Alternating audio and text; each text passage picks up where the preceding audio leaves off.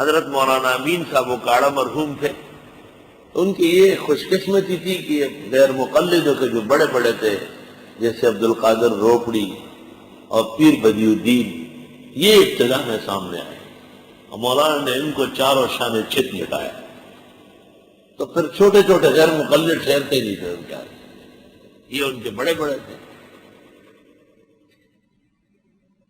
یہاں نیو سعید آباد میں 4 پروفیسر غیر مقلد ہوئے تھے، اور وہاں کے علماء نے حضرت مولانا سرفراز خان صاحب کو خط لکھا، یہاں بہت برے حالات ہیں، بس حدیثوں کے نام سے پروپیگنڈا کرتے ہیں اور لکھتے پڑے لوگ غیر مقلد ہو رہا ہے۔ مولانا نے ان سے کہا کہ مناظرہ، اور مناظرے کا وقت انہوں نے خود رکھا، ان کو اطلاع کری۔ حضرت صاحب نے مولانا امین اکاڑا کو کہا کہ پہنچو۔ مولانا تشریف لائے، یا خود مجھے واقعہ سنایا کہ جب میں آیا 2-4 مولوی سر پکڑ کے سندھی بیٹھے ہوئے ہیں، ہڈو کڈو کر رہے ہیں، گھبرائے ہوئے، پسینے پسینے۔ اور میں نے کہا میں ماسٹر امین ہوں، آپ نے بلایا ہے، سفر کر کے آئے ہیں غسل خانہ، ادھر غسل خانہ ہے، جاؤ نہ ہو، ہمیں پٹوانے آئے ہو خواہ۔ مولانا نے فرمایا، میں نے کہا یا اللہ، مناظرہ تو بعد میں ہوگا، میرے آدمی مر رہے ہیں، یہ مصیبت ہو گئی۔ کہا نہا کے آ کے میں بیٹھ گیا، میں نے باتیں شروع کی۔ کہنے لگے آپ کیسے مناظرہ کریں گے؟ کہا میں نے کہا حدیثوں سے کروں گا۔ کہا پیر صاحب کو ساری حدیثیں یاد ہیں۔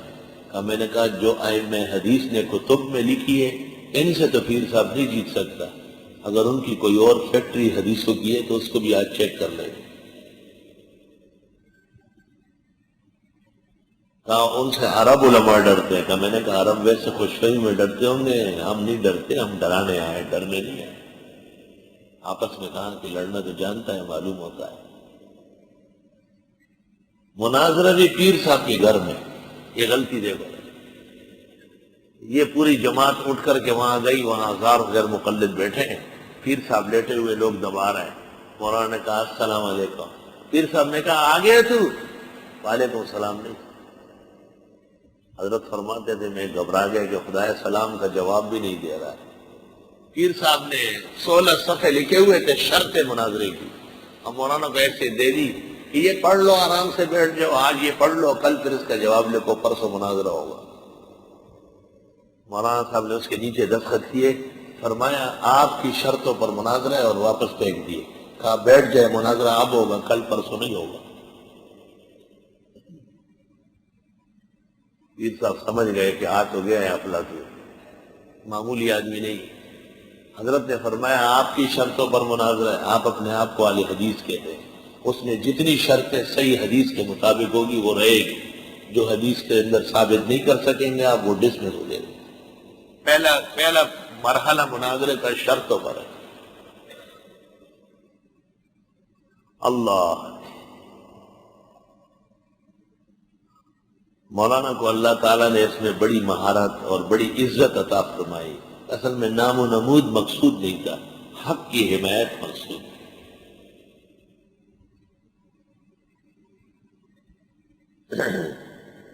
اور بڑے خاص قسم کے موقع پر میں نے ان کو دیکھا ہے، اللہ کی بڑی مدد و نصرت تھی ان کے ساتھ۔ علامہ خالد محمود مدظلو نے مجھ سے فرمایا ایک دن کہ آپ امین کو مجتہد فی المناظرہ کہتے تھے، میں سمجھتا تھا یہ ویسے رفاقت کی وجہ ہے۔ پھر ڈیرہ اسماعیل خان نے بریلویوں سے مناظرہ تھا، اور اس کے منہ سے نکلا بدعت خبیثہ، تو بریلویوں نے شور کھڑا کیا کہ دیکھو بدعت یا حسنہ ہے یا سیئہ ہے، خبیثہ یہ دیوبند کی خباثت ہے۔ اب میں نے اس کو کہا کہ زبان پھسل جاتی ہے، معافی مانگو، چھوڑو یہ لفظ۔ مجھے کہا آپ گھبرائے نہیں، جب وقت آئے گا تو دکھا دوں۔ کھڑے ہو کر کے 8-10 دفعہ دوبارہ بدعت خبیثہ کا، بریلی سارے کھڑے ہو گئے، پہلے خبیث کا لفظ دکھاؤ پھر آگے چلیں۔ مولانا نے پوچھا علماء سے دکھاؤں یا اولیاء سے؟ تو بدعتی تو یہی کہیں کہ اولیاء سے۔ تو حضرت نے پوچھا مجدد اولیاء میں سے ہے یا نہیں؟ کا بالکل ہے۔ کہا یہ مجدد صاحب کے مکتوبات ہیں، سنتے رہو. این بدعت خبیثہ، این بدعت خبیثہ، این بدعت خبیثہ. 2-3 مکتوبوں میں 31 جگہ بدعت خبیثہ سنایا. کہا اور چاہیے یا اتنے سے کام ہو جائے گا دوبارہ؟ تو علامہ خالد محمود نے مجھ سے فرمایا کہ مجھے آپ یاد آئے کہ ہمارے مفتی صاحب ان کو مجتہد فی المناظرہ بجا طور پر کہتے ہیں. اللہ تعالیٰ نے خاص مناظرے میں ان پر انوار نازل ہو جاتے.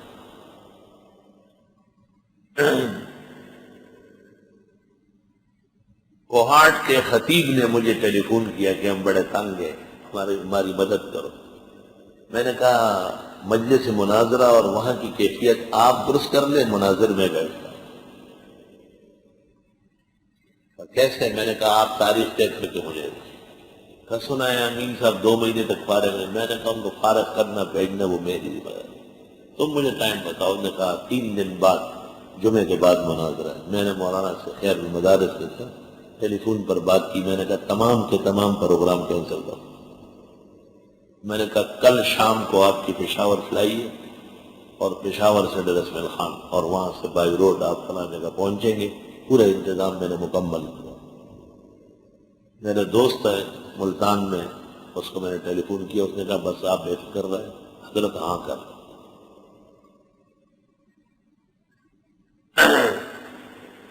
وہ مناظرہ اتنا غضب کا ہوا ہے. ہمارے مولانا امین صاحب ورغزئی مدظلو نے فرمایا کہ میں اس کے اعجاز کا قائل ہو گیا اس مناظرے.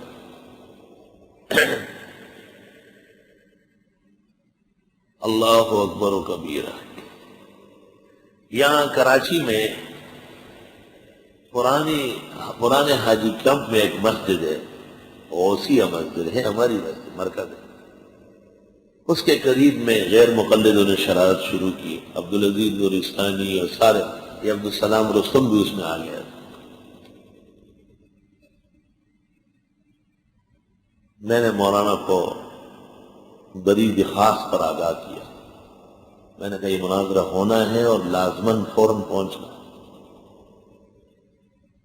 میں نے فیصل آباد سے ایک گاڑی ان کے لیے بک کرائی اور میں نے ان کو کہا کہ 12 گھنٹے کے اندر مولانا کو یہاں پہنچانا.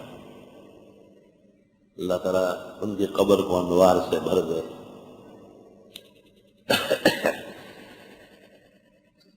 ایک بڑے عظیم جلسے میں جانے والے تھے. اطلاع ملتے ہی وہی راستے سے ان کو خط لکھا کہ کراچی سے مفتی صاحب کا حکم آیا ہے. میں نے زندگی میں ان کا حکم ٹالا نہیں، کیونکہ مناظرے کے لیے مجھے پوری دنیا میں جتنی کتابوں کی ضرورت ہے مفتی صاحب کا حکم ہے کہ جہاں چاہے آپ خرید لیں،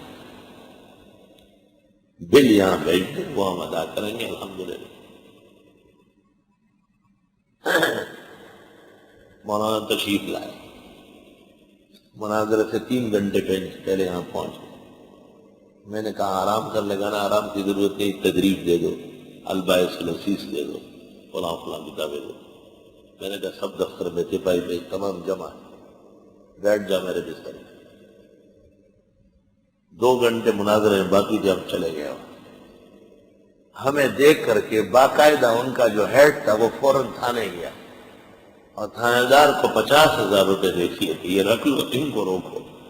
تھانے دار میرے پاس آیا کہ ہمارے روٹی سالن کا مسئلہ ہے، کسی اور دن صحیح ہے، آج نہ صحیح.